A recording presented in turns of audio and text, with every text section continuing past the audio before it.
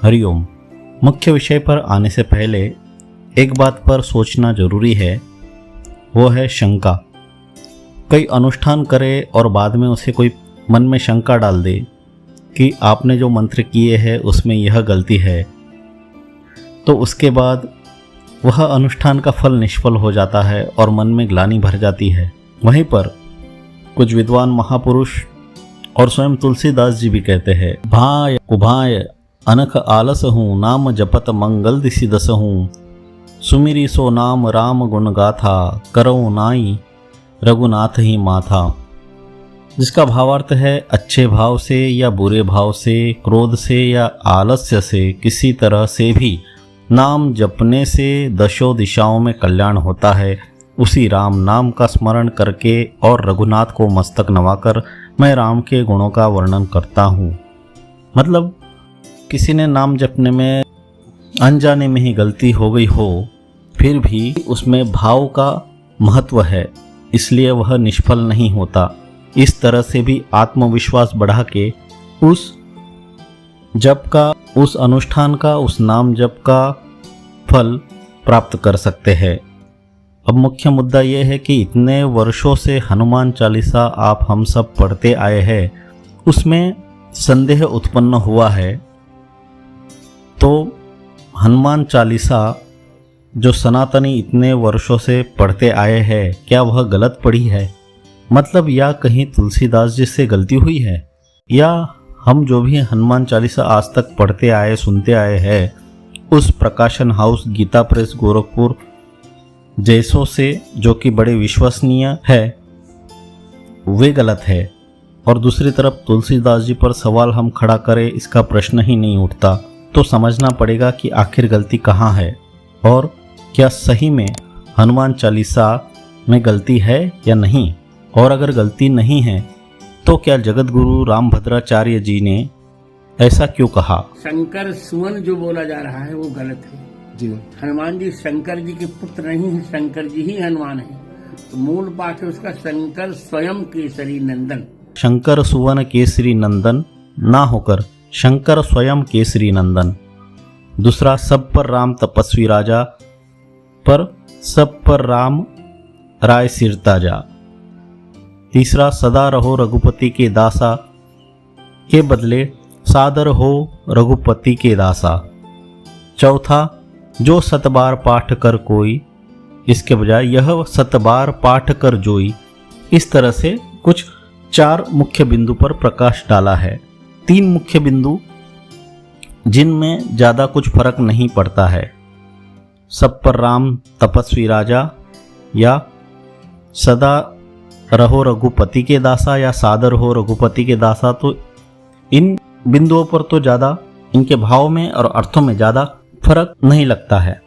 लेकिन मुख्य कंट्रोवर्सी और मुख्य बिंदु है शंकर सुवन केसरी नंदन। और इसी बात को पकड़कर अन्य कथाकार भी अपने मंच से हनुमान चालीसा गलत पढ़ी जा रही है, इस बात का प्रचार कर रहे हैं। मुख्य 4 बातों में से 3 बातों पर तो ज़्यादा कुछ फर्क है नहीं भावों में, लेकिन जो मुख्य कंट्रोवर्सी का मुद्दा है शंकर सुवन केसरी नंदन, इस पर अगर प्रकाश डाले तो सुवन का अर्थ केवल पुत्र नहीं होता, ऐसा कुछ लोग कहते हैं। कुछ लोग कहते हैं सुवन का अर्थ अंश भी होता है, स्वरूप भी होता है, तेज अर्थ भी होता है। लेकिन तुलसीदास जी के अन्य शास्त्रों से भी सुवन का अर्थ पुत्र ही देखा जाता है। जैसे वे कहते हैं, गणपति के लिए शंकर सुवन भवानी नंदन, हनुमान जी के लिए भी केसरी सुवन, पवन सुवन, लक्ष्मण शत्रुघ्न के लिए सुमित्रा सुवन, राम जी के लिए दशरथ सुवन। तो यहाँ तो ये सुनिश्चित हो जाता है कि तुलसीदास जी ने यहाँ गलती न करते हुए शंकर सुवन ही लिखा हुआ है, जबकि रामभद्राचार्य जी कहते हैं सुवन नहीं स्वयं है। तो श्रुति शास्त्र कहते हैं कि अंश के रूप में पुत्र का अवतार होता है। मतलब जहाँ जहाँ अवतार है तो उसे पुत्र और अंश का रूप कहा जाता है। इसलिए हनुमान शिव जी के अंश और अवतार दोनों है। शिव पुराण में हनुमान जी के जन्म कथा में हनुमान जी को शिव जी के तेज से उत्पन्न पुत्र ही कहा गया है और तुलसीदास जी जैसे संत से गलती होना संभव ही नहीं। अगर हमें समझ नहीं आए तो ये हमारी भूल है, नासमझी है। और एक नज़रिया यह भी है कि यह हनुमान चालीसा हनुमान जी का वर्णन है। अगर यहाँ शंकर स्वयं कहा जाता तो भाव भेद हो जाता, मतलब हनुमान जी स्वयं शंकर है, लेकिन राम जी की लीला में हनुमान जी अपने आप को राम जी के सेवक बताते हैं, तो राम जी स्वामी से सेवा स्वीकार कैसे कर सकते हैं। तुलसीदास जी अगर शंकर स्वयं लिखते तो यहाँ हनुमान जी राम जी के स्वामी के स्वरूप में दिख सकते हैं। बजरंग बाण में भी शंकर सुवन वीर हनुमंता कहते हैं।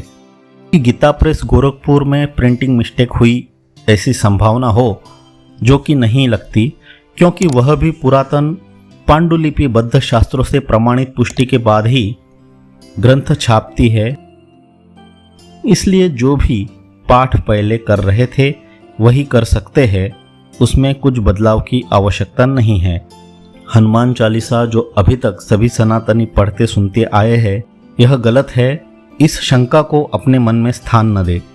तो अब कुछ लोग प्रश्न कर सकते हैं कि तो क्या जगत गुरु रामभद्राचार्य जी गलत है? तो नहीं, उनके भक्ति भाव तपस्या साधना ज्ञान पर कोई प्रश्न नहीं कर सकता। हाँ, पर किसी को शास्त्र अध्ययन के साथ उसका अर्थ समझकर व्याख्या करने का स्वातंत्र्य है। हनुमानगढ़ी में जो एक शिलालेख है वह कितने वर्ष पुराना है इसका कोई ठोस प्रमाण नहीं है, और उसी पर शंकर स्वयं केसरी नंदन जो त्रुटियां बताई जा रही है वह लिखी हुई है। और इससे प्रेरित होकर रामभद्राचार्य जी ने यह व्याख्या की हो या रामभद्राचार्य जी के व्याख्या के बाद यहाँ शिलालेख लिखा गया हो, वह पता नहीं।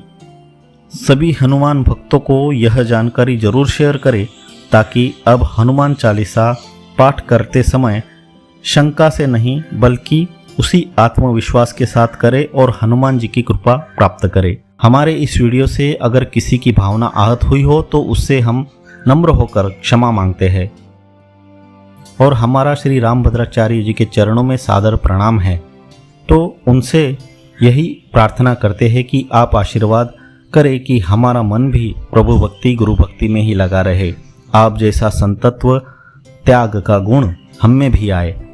हम और हमारे दर्शक कभी भी ऐसे संत स्वभाव महात्माओं का कभी अनादर नहीं कर सकते। वे हमेशा मान और सम्मान के ही अधिकारी है। हरिओम।